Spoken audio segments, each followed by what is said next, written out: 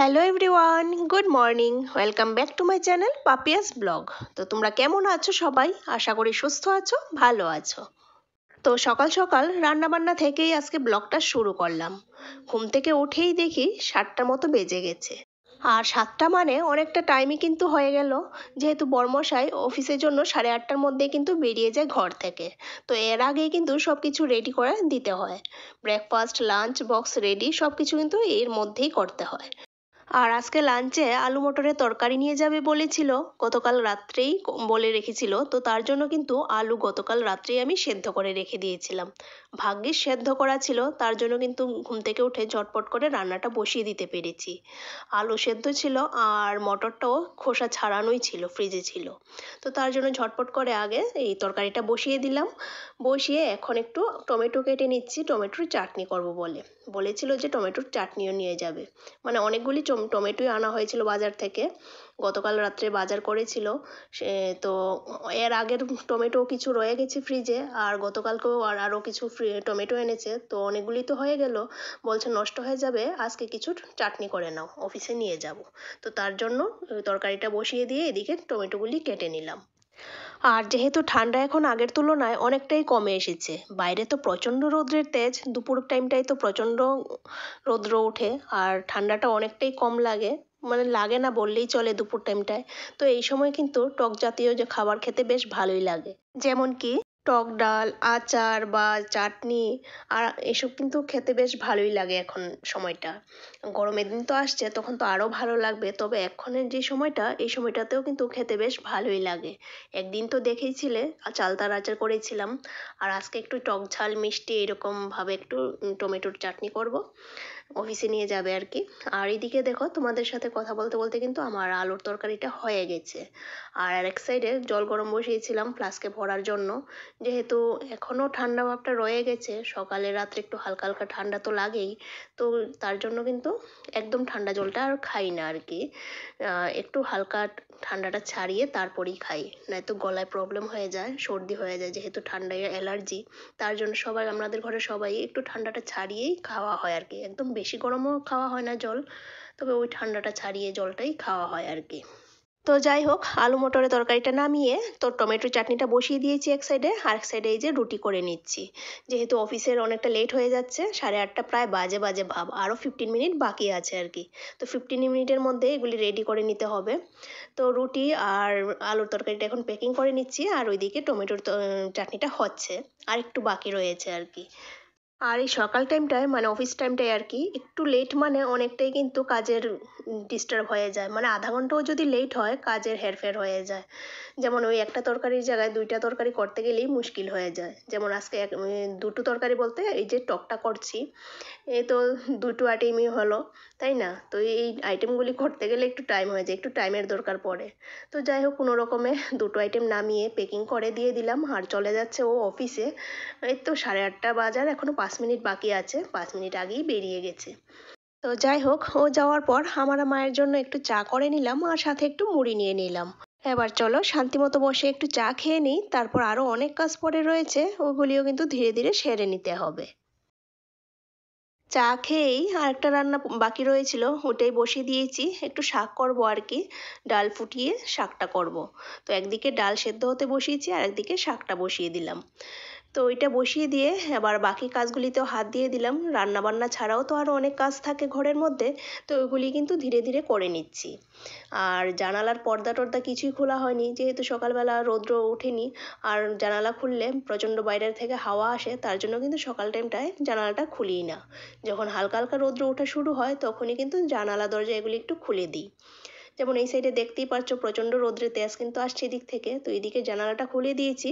আর আরেক সাইডের জানালা খুলিনি, তবে পর্দাটা ফোল্ড করে দিয়েছি যাতে বাইরে থেকে আলোটা আসে। তো যাই হোক, এদিকে এই যে গতকালকে যে সবজি এনেছিল এগুলি কিন্তু আর ফ্রিজে ভরে রাখিনি, তো এগুলি এখন ভরে রাখছি। এই সবজিগুলি গতকাল রাত্রে এনেছিল, আর রাত্রেবেলা আর গুছিয়ে রাখার সময় হয়ে ওঠেনি, তার জন্য ভাবলাম যে সকালেই গুছিয়ে নেব। আর তার জন্য আর গুছিয়ে রাখা হয়নি গতকালকে। তো এখন এগুলি গুছিয়ে রাখছি। অনেক সবজি এনেছে, ফুলকপি, বাঁধাকপি, পেঁয়াজকলি, কুমড়ো, অনেক কিছুই এনেছে। আরও শাক, 2-3 পদের শাক শাক এনেছে।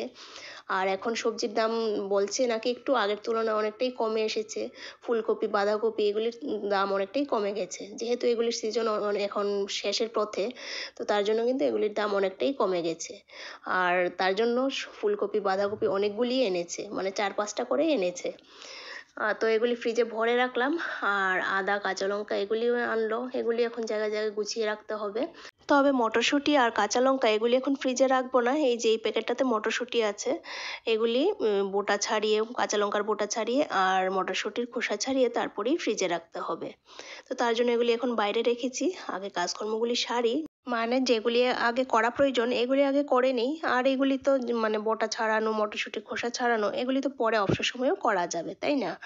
তো এদিকে কিচেন সব কিছু পরিষ্কার করা হয়ে গেছে, রান্নাবান্নাও কমপ্লিট। আর শাক রান্নাটা তোমাদের সাথে শেয়ার করলাম না, ওইটা বাকি কাজগুলি করতে করতে শাক রান্নাটাও হয়ে গেছে। তো কিচেনের কাজ কমপ্লিট করে চলে আসলাম এবার বেডরুমে বিছানাটা ওঠাতে। বিছানা কিন্তু সকাল থেকে এখনও গুছানো হয়নি, রান্নাঘরে কাজকর্মগুলি আগে সেরে নিলাম, সেরে তারপরে এখন চলে আসলাম বিছানাটা গোছাতে। সকাল থেকেই তো রান্নাঘরের কাজে ব্যস্ত ছিলাম, তার জন্য কিন্তু এদিকটায় আর আসা হয়নি। আর বিছানা গোছানোটা তার জন্য লেট হয়ে গেছে। তো যাই হোক, মানে একদিক করে সেরে আসলাম, রান্নাঘরের কাজ কমপ্লিট করে আসলাম পুরোপুরি। ক্লিনিং, রান্নাবান্না করা, মানে ওই দিকটায় পুরোপুরি গুছানোর কাজ কমপ্লিট হয়ে গেছে। এবার এই যে বেডরুমটা গুছিয়ে নিয়ে তারপর যাব স্নান করতে। ওইদিকে পুজোটাও বাকি রয়েছে, তার জন্য কিন্তু একটু তাড়াহুড়া করছি। আর আজকে ডাস্টিংয়ের কাজটা করব না, কারণ করার মতো সময় আজকে নেই। কারণ এদিকে যদি ডাস্টিংগুলি করতে যাই না, তাহলে কিন্তু ওই দিকটায় পুজো দিতে অনেকটাই লেট হয়ে যাবে। আর 12টার পরে পুজো দিতে এমনিতেও ভালো লাগে না, চেষ্টা করি 12টার ভিতরেই যাতে পুজোটা দেওয়া কমপ্লিট হয়ে যায়। তো তার জন্যই তাড়াহুড়ো করছি।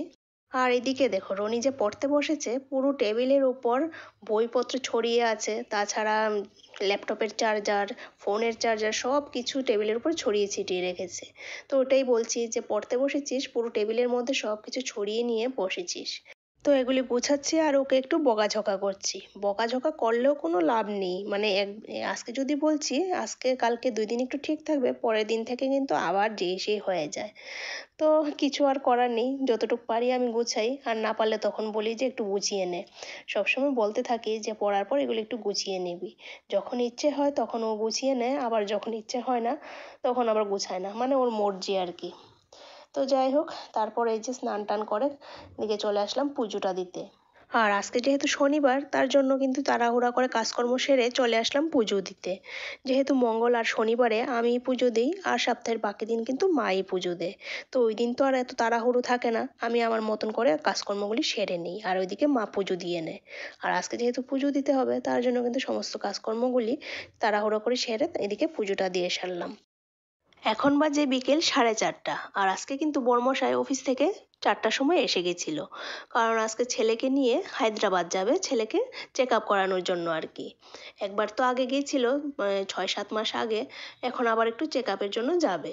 তো তার জন্যই আজকে তাড়াতাড়ি এসে গেছে অফিস থেকে, আর এসেই হাত মুখ ধুয়ে ফ্রেশ হয়ে আর অফিসের ড্রেস চেঞ্জ করে বেরিয়ে গেল এখন ছেলেকে নিয়ে স্টেশনের উদ্দেশ্যে। ট্রেনে করে তো যাবে, আজকে রাত্রে বসবে ট্রেনে, ওই 8:45 নাগাদ ট্রেন, আর কালকে গিয়ে পৌঁছে যাবে। তো চলো, আজকের ব্লগটা এই পর্যন্তই। আর আজকের ব্লগটা কীরকম লেগেছে তোমাদের কাছে তা কমেন্টে অবশ্যই জানিও, ভালো লাগলে প্লিজ একটা লাইক করো। তো চলো, আজকে ভিডিওটা এই পর্যন্তই, আবার দেখা হচ্ছে তোমাদের সাথে নতুন দিনের নতুন আরেকটা ভিডিওর সাথে। ততক্ষণ তোমরা সুস্থ থেকো, ভালো থেকো। Tata, thank you for watching.